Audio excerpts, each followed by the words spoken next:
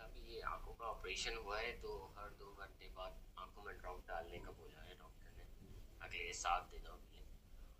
وہ ڈراپ روزے کی حالت میں یہ ڈراپ ڈالنا کا بتا دیں اور ڈال سکتے ہیں یا نہیں ڈال سکتے, یہ روزہ بعد میں رکھیں اور اگر رکھ سکتے ہیں تو کبھی کبھار آنکھ میں اگر ڈال دیا ڈراپ کبھی کبھار گلے میں اترتا ہے, وہ معلوم نہیں کبھی اترتا ہے کبھی نہیں اترتا, تو اس کا بتا دیں یا روزہ رکھ لیں یا پھر بعد میں قضا کریں.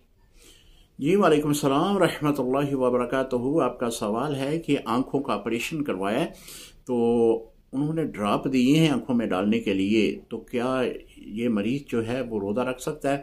دیکھیں, آنکھوں میں ڈراپ ڈالنے سے روزہ فاسد ہو جاتا ہے کیونکہ اس کا ذائقہ جو ہے وہ حلق میں پہنچتا ہے. تو اس بنا پہ علماء نے لکھا ہے کہ آنکھوں میں ڈراپ ڈالنے سے جو ہے وہ روزہ ٹوٹ جاتا ہے, لہذا وہ روزہ نہ رکھیں بلکہ صحت جب ہو جائے تو ان روزوں کی قضا کر لیں.